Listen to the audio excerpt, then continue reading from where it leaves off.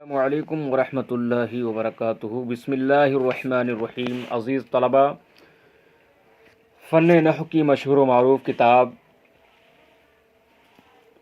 نحومیر کا ہم نے کل آغاز کر دیا تھا۔ ابتدا میں آپ نے اس کتاب کے افادیت اور اس کتاب کی خصوصیات اور اس کتاب کو پڑھنے سے پہلے آپ کے لیے کیا کیا چیزیں جاننا ضروری ہے، وہ ساری چیزیں آپ نے کل پڑھ لی ہے۔ آج باضابطہ طور پر کتاب کا آغاز ہو رہا ہے۔ اس سے پہلے میں آپ نے جس فن کا انتخاب کیا ہے، جو فن آپ پڑھنے جا رہے ہیں، اس فن کے حوالے سے میں آپ کو کچھ باتیں بتانا چاہوں گا۔ پیارے طلباء، علم نحو کیا ہے؟ علم نحو کی تعریف کیا ہے؟ علم نحو کا موضوع کیا ہے؟ علم نحو کا غرض و غایت کیا ہے؟ یہ ساری چیزیں تو انشاءاللہ الرحمن ہم اس سے اوپر والی کتاب میں یعنی ہدایت النحو میں پڑھیں گے۔ اس وجہ سے میں علم نحو کی تعریف، موضوع، غرض و غایت وغیرہ کی طرف نہ جاتے ہوئے میں اپنی بات کو شروع کر رہا ہوں۔ اس سے پہلے یہ چیز سمجھیے کہ لفظ کسے کہتے ہیں؟ لفظ کسے کہتے ہیں؟ لفظ انسان کے منہ سے، پہلی بات تو لفظ کا لغوی معنی ہے پھینکنا۔ لفظ کا لغوی معنی کیا ہے؟ پھینکنا۔ اور اصطلاح میں لفظ کہتے ہیں انسان جس چیز کا تلفظ کرے، یعنی انسان کے منہ سے جو بھی چیز نکلے اس کو لفظ کہتے ہیں۔ وہ آواز جو حروف پیدا کرے، لفظ کی تعریف کیا ہے؟ وہ آواز جو حروف پیدا کرے اس کو لفظ کہتے ہیں۔ اب یہ لفظ دو طریقے سے ہوتا ہے۔ وہ آواز جو حروف پیدا کر رہی ہے، وہ آواز جو حروف پیدا کر رہی ہے تو اس کو لفظ کہتے ہیں۔ اب وہ لفظ جو ہیں دو طریقے سے ہیں، وہ لفظ دو طریقے سے ہوتے ہیں۔ اس لفظ کا کوئی معنی اور مطلب بھی ہوگا، یا تو اس لفظ کا کوئی معنی اور مطلب نہیں ہوگا۔ بہرحال انسان کے منہ سے جو بھی چیز نکلے وہ لفظ ہے۔ اب یہ الگ بات ہے کہ اس لفظ کا کوئی معنی ہو یا نہ ہو۔ اگر اس لفظ کا کوئی معنی اور مطلب ہو تو اس لفظ کو موضوع کہتے ہیں، جیسے پانی، کپڑا، روٹی، پنکھا وغیرہ۔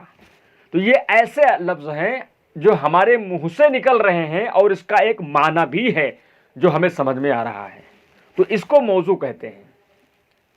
اور دوسرا وہ لفظ جو منہ سے، انسان کے منہ سے تو نکلا مگر وہ موضوع نہیں ہے، اس کا استعمال نہیں ہوتا ہے، جیسے بیض، زید کا الٹا، جسکن، پانی کا محمل وانی، وانی کا کیا معنی؟ بھائی کوئی معنی نہیں۔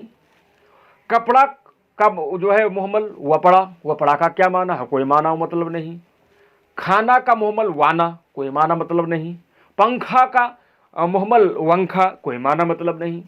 تو یہ وانا، ونکھا، وپڑا، یہ جتنے الفاظ ہیں یہ لفظ تو ہیں، لیکن یہ ایسے لفظ نہیں ہے کہ جن کا کوئی معنی اور مطلب بھی ہوتا ہو۔ تو پتہ چلا انسان کے منہ سے جو لفظ نکلتے ہیں وہ دو طریقے سے ہوتے ہیں۔ ایک تو وہ لفظ جو معنی رکھتے ہیں، یعنی معنی دار ہوتے ہیں، استعمال والے ہوتے ہیں، اور دوسرا وہ لفظ جو بے معنی ہوتا ہے، بے معنی والا ہوتا ہے، یعنی جس کا استعمال نہیں ہوتا ہے۔ تو پہلے کو موضوع یعنی معنی والے لفظ کو موضوع اور بے معنی والے لفظ کو محمل کہا جاتا ہے۔ اب چونکہ بات جو ہے دوستوں ہمیں اسی سے کرنی ہے کہ جس کا استعمال ہوتا ہو، جس لفظ کا معنی اور مطلب ہوتا ہو. اسی وجہ سے نحو کی کتابوں میں مصنفین لفظ موضوع کے اقسام اور اس کی ابحاثوں سے، یعنی لفظ موضوع ہی سے بحث کرتے ہیں، یعنی اس کی تقسیمیں کرتے ہیں اور اسی سے آگے بحث کرتے ہیں. اب محمل چونکہ اس کا کوئی معنی مطلب ہی نہیں، اس لیے لفظ محمل کو وہیں چھوڑ دیتے ہیں.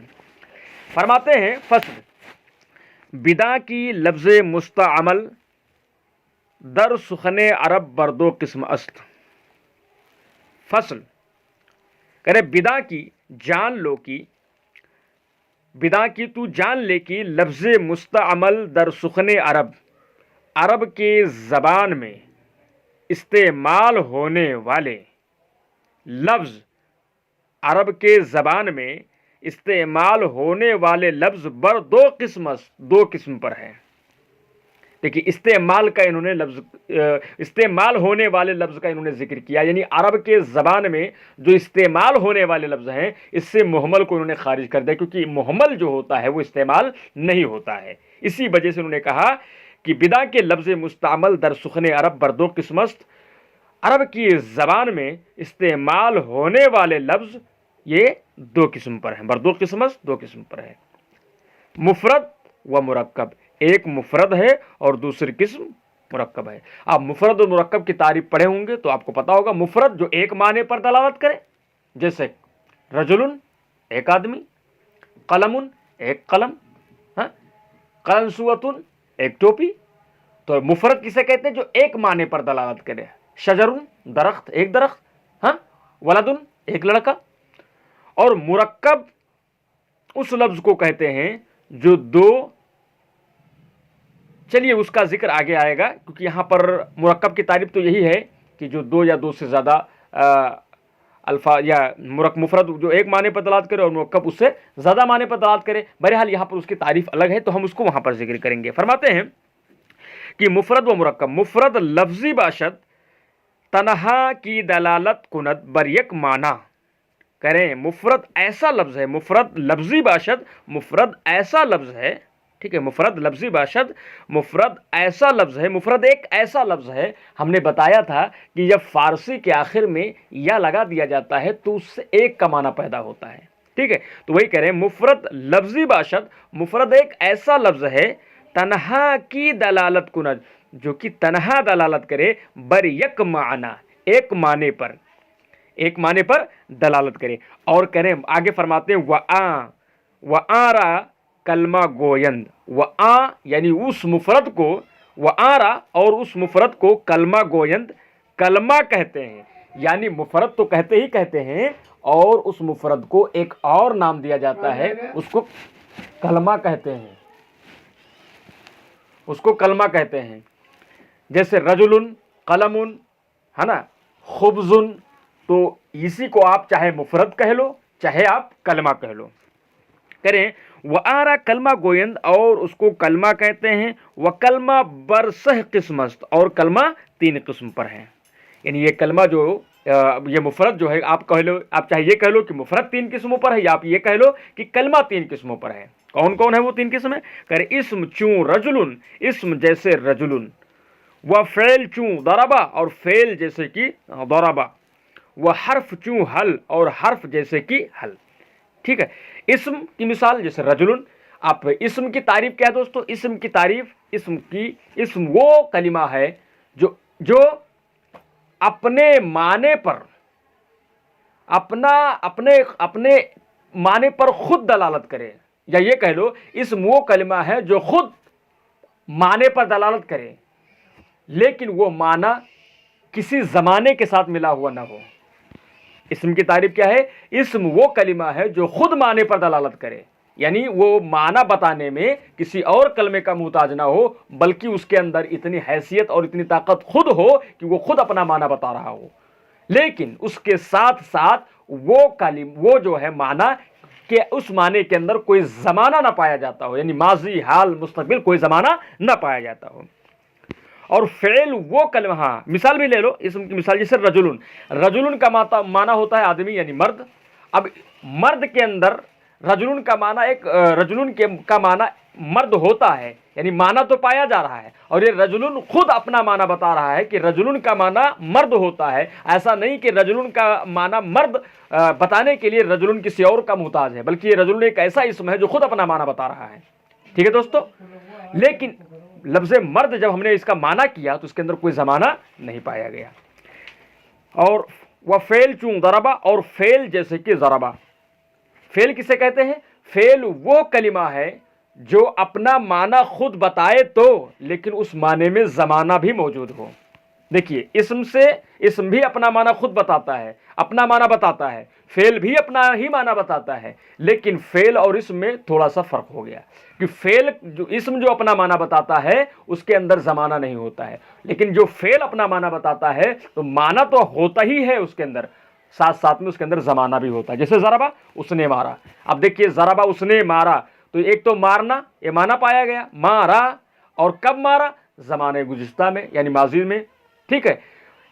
यज़रिबु, एक तो एक का माना हो गया कि मारता है, और कब मारता है? हाल में, या आप इसको कह लीजिए आइंदा में, यानी मुस्तकबिल में। तो फेल के अंदर माना भी होगा और ज़माना भी होगा। वह हर्फ चूं हल, और हर्फ जैसे कि हल। अब हल, ये हर्फ की तारीफ ये है कि ये ना तो अपना माना बताता है और ना ही इसके अंदर कोई ज़माना होता है। तो इस्म, फेल और हर्फ में सबके अंदर फ़र्क है। और चूंकि मेरे भाइयों, इस्म जो है और फेल जो है और हर्फ जो है, ये किस्में हैं किसकी? कलमे की। और कलमा क्या है? ये मक़सिम है। मिसाल के तौर पर कलमा बाप है, और इस्म, फेल और हर्फ उसके क्या है? ये तीनों बेटे हैं। ठीक है। तो बाप जो होता है उसको मक़सिम कहा जाता है, और बेटों को क्या कहा जाता है? बेटों को उसकी किस्में कहा जाता है। यानी ये तीनों जो हैं, ये कलमे की क्या हैं? ये किस्में हैं। लेकिन इस्म, फेल, हर्फ ये आपस में क्या है? तो ये आपस में कसीम है। यानी इस्म ये फेल का कसीम है, और फेल ये हर्फ का कसीम है, हर्फ ये इस्म और फेल का कसीम है। ठीक है। तो कलमा मक़सिम, और ये तीनों कलमा की किस्में, और ये आपस में क्या हुई? ये मक़सिम हुई है। ठीक है दोस्तों। और मक़सिम की खुसूसियत ये होती है दोस्तों कि एक दूसरे से अलग अलग होते हैं। जैसे इस्म के अंदर माना है, ज़माना नहीं है। ठीक।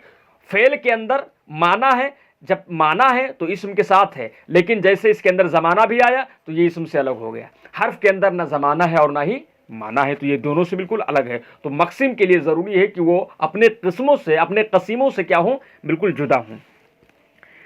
ठीक है दोस्तों। करे वह हर्फ चूं हल, और हर्फ जैसे कि हल। चुना की दर तशरीफ़ मालूम शुदास्त, जैसा कि इल्म सर्फ में ये सब पता चल चुका है, मालूम हो चुका है। यानी सब ज़रबा और इस्म, फेल, ये सारी चीज़ें आपने इल्म सर्फ में पढ़ लिया है, क्योंकि हज़रत ने आगे ही कहा कि ये उन्हीं के लिए किताब बेहतर है जिन्होंने इल्म सर्फ को पढ़ लिया है, या कुछ नहीं तो कुछ इब्तदाई बातें ही सीख ली हो। अब यहाँ से मुरक्कब की तारीफ़ करें दोस्तों। फरमाते हैं, अम्मा मुरक्कब लफ्ज़ी बाशद कि अज़ दो कलमा या बेशतर हासिल शुदा बाशद। करें रहा मुरक्कब, तो ये एक ऐसा लफ्ज़ है मुरक्कब। अम्मा मुरक्कब लफ्ज़ी बाशद, रहा मुरक्कब, तो ये एक ऐसा लफ्ज़ है कि अज़ दो कलमा या बेशतर हासिल शुदा बाशद। रहा मुरक्कब, तो ये एक ऐसा लफ्ज़ है जो दो कलमा या उससे ज़्यादा से हासिल हुआ हो, यानी उससे ज़्यादा से बना हो। जैसे हमारे पास ज़ैद है, अब ये मुफ़रद है। हमारे पास आलिम है, ये मुफ़रद है। लेकिन हमें ये कहना है कि ज़ैद आलिम है, तो हम ज़ैदुन को आलिमुन के साथ जोड़ देंगे। अब ये मुफ़रद नहीं बल्कि क्या हो गया? मुरक्कब हो गया। तो मुरक्कब के लिए ज़रूरी ये है कि वो कम से कम दो कलमे से बना हो। ज़्यादा जुड़ जाए, ज़ैदुन आलिमुन, ज़ैद आलिम है, ज़ैद आलिम है, आप इसके साथ और जोड़ दीजिए, या आप ऐसी तरीके से कह दीजिए कि ज़ैदुन आलिमुन, या ज़ैदुन फिद्दारे, ज़ैद घर में है ना, ज़ैदुन क़ाइदुन, ज़ैद खड़ा है, ज़रबा ज़ैदुन बकरन, ज़ैद ने बकर को मारा। तो अब ये भी सब मुरक्कब है। तो मुरक्कब के लिए ज़रूरी ये है कि वो कम से कम दो कलमे से हासिल हुआ हो, दो कलमे से बना हो, दो कलमे से वो वजूद में आया हो। ज़्यादा हो तो वो और बेहतर है, ठीक है, लेकिन कम से कम दो कलमा होना चाहिए। वकर वह मुरक्कब बर्दो गूना अस्त, और मुरक्कब दो किस्म पर है। و مرکب بردو گونا است، اور مرکب دو قسم پر ہے، مفید و غیر مفید، مفید اور غیر مفید. ٹھیک ہے، اب مفید کی تعریف کر رہے ہیں. یہ سب ساری چیزیں آپ نے پڑھ رکھی ہیں. مفید آست کی چو قائل برآ سکوت کند سامع را خبر یا طلبی معلوم شود. کرے مفید وہ مرکب ہے کہ چو قائل برآ سکوت کند، کہ جب کہنے والا اپنی بات کہہ کر خاموش ہو جائے. چو قائل جب کہنے والا، برآ سکوت کند جب اس پر خاموش ہو جائے، یعنی اپنی بات کو کہہ کر خاموش ہو جائے. کہ سامع را خبر یا طلب معلوم شود، تو سننے والے کو کوئی خبر یا کوئی طلب معلوم ہو. مثال کے طور پر ہمارے سامنے کوئی صاحب کھڑے ہوئے ہیں، میں ان سے کوئی ایسی بات کہوں، اپنی بات کہہ کر میں خاموش ہو جاؤں. اب ہمارا جو مخاطب ہے، یعنی ہمارے سامنے جو شخص موجود ہے، اس کو ہماری بات سے یا تو کوئی خبر معلوم ہو، یعنی ہماری بات میں اس کو کوئی خبر ہمارے بات سے اس کو کوئی خبر معلوم ہو، یعنی ہم اس کو کوئی خبر دے رہے ہوں، یا ہماری بات سے اس کو کوئی طلب معلوم ہو. مثال کے طور پر ہم نے کہا زید اچھا لڑکا ہے، زید سمجھدار لڑکا ہے، ٹھیک ہے، زید محنتی ہے. تو میں مخاطب کو جب میں کہہ کر خاموش ہو گیا، تو جو میرا مخاطب ہے وہ یہ کہے گا کہ آپ اس بات کی خبر دے رہے ہو کہ زید اچھا لڑکا ہے، زید محنتی لڑکا ہے، تو میرے اس کلام میں کیا ہے، خبر موجود ہے. ٹھیک ہے، تو اس کو سامع کو، یعنی جو مخاطب ہے، اس کو خبر معلوم ہوا. ٹھیک ہے، یا ہم کہیں اپنے مخاطب سے یہ کہیں کہ جاؤ تم نماز پڑھ لو، تم شراب نہ پیو، تم زکوٰۃ کی ادائیگی کرو، تم زنا سے دور رہو. تو میرے سامنے جو مخاطب موجود ہے، جب میں کہہ کر یہ بات خاموش ہو جاؤں گا، تو میرا مخاطب جو میرے سامنے ہے وہ یہ کہے گا کہ آپ مجھے حکم دے رہے ہو. تو ہمارے کلام سے اس نے حکم کو سمجھا، طلب کو سمجھا کہ آپ یہ کام نہ کرو، آپ وہ کام نہ کرو، آپ وہاں جاؤ، آپ یہاں نہ جاؤ. تو ہمارے کلام میں یعنی متکلم جب اپنی بات کہہ کر خاموش ہوگا، تو سامع کو یعنی سننے والے کو یا تو اس کے کلام سے خبر معلوم ہوگا یا کوئی طلب معلوم ہو. تو ایسی صورت میں اس کو مرکب مفید کہتے ہیں. ٹھیک ہے، مرکب مفید کہتے ہیں. اور اگر کوئی خبر یا طلب معلوم نہ ہو، ہم اپنی بات کہہ کر خاموش ہو جائیں، اور ہمارے سامنے جو مخاطب کھڑا ہو، کوئی بات ہمارے جو ہے کلام سے نہ تو اس کو کوئی خبر معلوم ہو رہی ہو اور نہ کوئی اس کو طلب معلوم ہو رہا ہو، تو فوراً وہ کہے گا کہ آپ کی بات مکمل نہیں ہوئی، آپ کی بات مفید نہیں ہوئی، فائدہ مند نہیں ہوئی، لہٰذا آپ کا جو کلام ہے یہ مرکب مفید نہیں بلکہ مرکب غیر مفید یعنی بے فائدہ مند ہے. وہی کہہ رہے ہیں کہ مفید وہ ہے کہ جب قائل یعنی کہنے والا اس پر خاموش ہو جائے، تو سننے والے کو کوئی خبر یا طلب معلوم ہو. وآرا جملہ گوین و کلام نیز، اور اس کو جملہ کہتے ہیں اور کلام بھی، یعنی مرکب مفید ہی کو جملہ کہتے ہیں اور کلام بھی کہتے ہیں. ٹھیک ہے، اگر آپ سے کوئی مرکب مفید کی تعریف کہے تو آپ یہی تعریف کریے کہ جب کہنے والا کہہ کر خاموش ہو جائے تو سننے والے کو کوئی خبر یا طلب معلوم ہو. جب آپ سے کوئی کہے جملہ کی تعریف کریے تب بھی آپ یہی تعریف کریے. جب کوئی آپ سے کلام کی تعریف کر دیجئے تب بھی آپ یہی تعریف کریے گا. آپ جملہ اور کلام سن کر آپ جو ہے دھوکے میں نہ آ جائیے گا کہ یہ الگ الگ ہیں، یہ ایک ہی چیز ہیں. کرے پس جملہ بر دو قسم است، پھر جملہ دو قسم پر ہے، خبریہ و انشائیہ.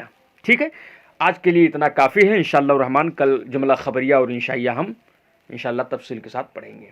تب تک کے لیے دیجیے اجازت. کوئی بات سمجھ میں نہ آئے تو آپ اس کو سمجھیے. آج کے سبق میں بس ہم نے یہ پڑھا کہ جو ہے اس عربی زبان میں استعمال ہونے والے لفظ کی دو قسم ہیں، مفرد اور مرکب. مفرد وہ لفظ جو تنہا دلالت کرے، اس کی تین قسمیں، اسم فعل حرف. اور اس کے بعد یہ کہا مرکب کی تعریف کی، مرکب وہ ہے جو دو کلمہ یا اس سے زیادہ سے حاصل ہو. پھر اس کے بعد کیا کہا گیا کہ مرکب کی دو قسمیں، مرکب مفید اور مرکب غیر مفید. مرکب مفید جب کہنے والا کہہ کر خاموش ہو جائے تو سننے والے کو کوئی خبر یا طلب معلوم ہو، اور اس کو کلمہ کہتے ہیں، اس کو کلام بھی کہتے ہیں، اس کو جملہ بھی کہتے ہیں. پھر جملہ کی دو قسمیں، خبریہ اور انشائیہ. مرکب غیر مفید کی تعریف نومیر میں جو ہے الگ سے ذکر کیا گیا ہے. انشاءاللہ تعالی اس کو ہم کل انشاءاللہ تعالی بیان کریں گے. ٹھیک ہے، السلام علیکم ورحمۃ اللہ وبرکاتہ.